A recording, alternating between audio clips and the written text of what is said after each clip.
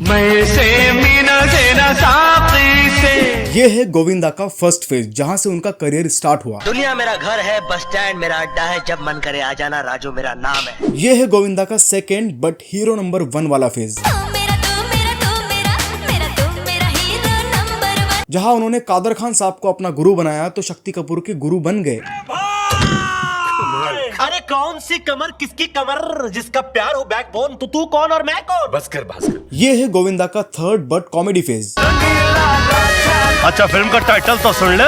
और ये है गोविंदा का डाउन फेज, बोल सकते हो लास्ट फेज, जहां से चाहकर भी उनका कमबैक नहीं हो पा रहा है। मगर क्यों? हाँ, इस वीडियो में आज उसी की बात करने वाले हैं। Why Govindas comeback is not possible, और अगर पॉसिबल भी है तो कैसे। पॉलिटिक्स से अलावा निकल के मैं फिल्म लाइन में लौट रहा। ये वीडियो बहुत ही ज्यादा इंटरेस्टिंग होने वाला है, जहां मैं आपको बताऊंगा गोविंदा सर के डाउनफॉल की 5 ऐसे रीजन जिससे आप बोलने पर मजबूर हो जाओगे, सर आपने तो खुद अपने पैर पर कुल्हाड़ी मार ली। ये कैसी घटना घट रही है, बिना कारण फट रही है। रीजन नंबर 1, गोविंदा का कुछ ज्यादा ही सुपरस्टिशियस होना। यस, अगर आपको पता ना हो तो बता दो, गोविंदा सर खुद एक पूजा पाठ वाले घराने से बिलोंग करते, जिनका सरनेम है आहूजा, और इनकी मम्मी खुद एक साध्वी थी, और ये फिल्म साइन करने से लेकर बाकी सारे काम अपने मम्मी से पूछकर ही करते थे। और गोविंदा सर खुद बोलते कि जो कुछ भी अपने करियर में बने हैं अपनी माँ के आशीर्वाद से बने हैं, जो कि एक बहुत बड़ी बात है। देखो गोविंदा सर है ना, बहुत ही भोले इंसान है, सच बता रहा हूँ, इनसे ज्यादा भोला इंसान मैंने इंडस्ट्री में देखा नहीं है। बट भोला होना एक अलग बात होती है और अंधविश्वासु होना अलग, जहां पर सर ने अंधविश्वास में आकर अपनी फिल्में भी उस तरीके से साइन करना शुरू कर दिया और ट्रेंड के हिसाब से अपने आप को अपग्रेड करना भूल गए। लाइक SRK, आमिर, शाहरुख, सलमान, अजय देवगन और अक्षय कुमार, इवन बच्चन साहब। अब देखो ना, इन्होंने आपकी अदालत में आकर खुद ही बोल दिया था कि 2000 का वो टाइम था जहां पर वो हीरो नंबर 1 बनकर छा चुके थे, और उसी टाइम पर अवतार के डायरेक्टर जेम्स कैमरॉन खुद आए थे इनको अवतार मूवी ऑफर करने के लिए। हाँ, वो जेक सली वाला रोल, लेकिन सर ने अंधविश्वास में आकर कितनी बचकानी बात कर दी, खुद सुन लो। अवतार टाइटल मैंने ही दिया था। अच्छा। 10 दिन तुम चाह रहे हो मैं आयुर्वेद,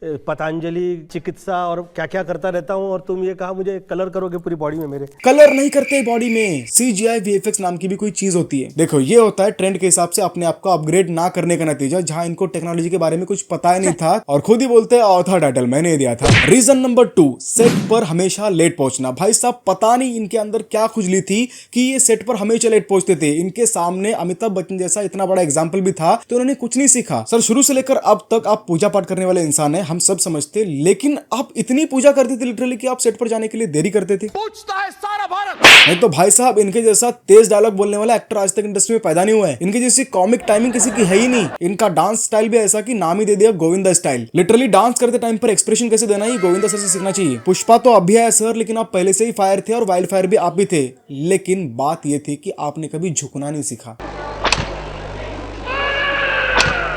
रीजन नंबर 3 है अपनी फिजिकल हेल्थ को मेंटेन ना करना। यस, उस टाइम पर कोई सिक्स पैक की जरूरत नहीं होती थी, लेकिन इसका मतलब ये नहीं कि कोई पफ्फी हीरो देखना चाहता है। चलो 80s के टाइम पर सर इंडस्ट्री में आए थे, लेकिन 90s का वो टाइम था जब सल्लू भाई ने शर्ट उतारी थी और सबकी फाड़ दी थी। तो सर आपने सीखा क्यों नहीं ये सब कुछ? आप भी गोविंदा स्टाइल में शर्ट उतारते। बड़ी शर्म आवे। आई मीन गोविंदा सर ने कभी फिटनेस पर ध्यान ही नहीं दिया। पूजा पाठ करते अच्छी बात है, लेकिन सर आपने अगर फिटनेस पर ध्यान दी होती, लाइक रजनीकांत सर को देखो, आज भी कितना फिट दिखते, 70 एज में आज भी हीरो बन रहे। और सर आपको भी हीरो ही बनना है, और हमें भी आपको एज अ हीरो नंबर 1 ही देखना है, लेकिन उसके लिए आज की डिमांड को समझिए, नहीं किसी को देखना है, ये देखना है। बात तो सही है।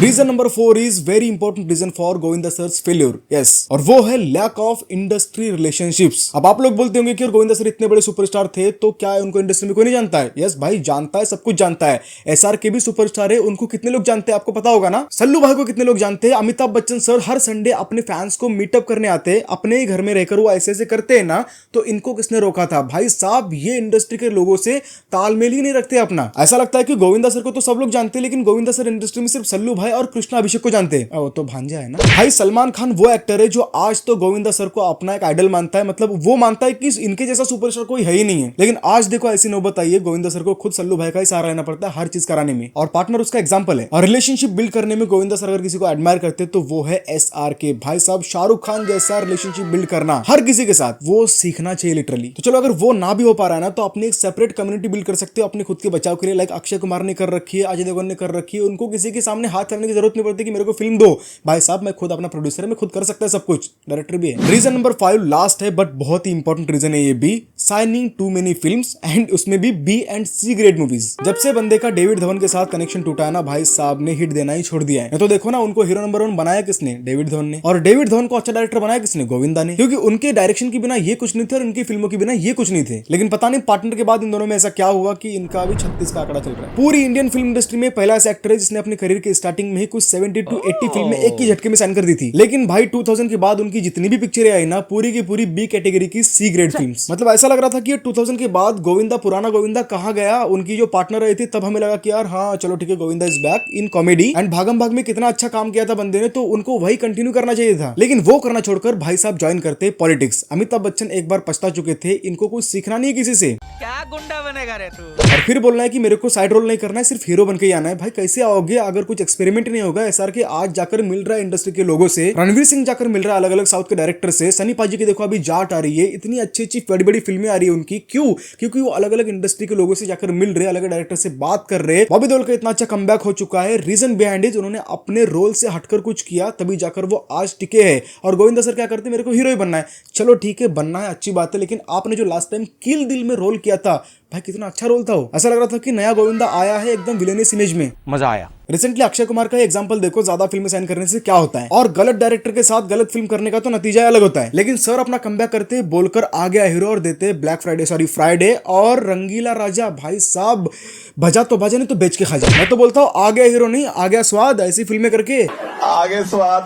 चलो हम लोग ये सोच रहे थे कि गोविंदा सर ने अब तक जितनी भी भूल की है उसके ऊपर मिट्टी डाल दे और आगे जो है वो सोचे, क्योंकि आजकल टेक्नोलॉजी हाई हो गई है और अच्छे डायरेक्टर साउथ के आ रहे हैं। गोविंदा सर का कमबैक तो देखना ही चाहिए था, लेकिन उसी में आ जाती है गोविंदा की और 3 फिल्में जो अभी आने वाली है। उसका अनाउंसमेंट रिसेंटली अभी कपिल शर्मा शो में किया।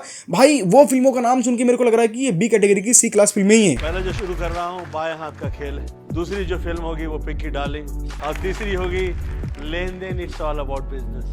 अब तुम ही बताओ, तुम्हारे अंदर ये नाम सुनकर कुछ खलबली मच रही है? नहीं। कहीं से ऐसा लग रहा है गोविंदा का कमबैक होने वाला है? नहीं। चलो भाई ठीक है, जिस तरीके से ट्रेलर देख के किसी भी मूवी को जज नहीं किया जा सकता, उसी तरीके से ये मूवीज के नेम सुनकर हम इसको जज नहीं करेंगे। आने के बाद ही पता चलेगा गोविंदा का कमबैक हुआ या फिर गो बैक। लेकिन इसमें से मेरे को अगर किसी पर भरोसा है तो वो है भागम भाग 2।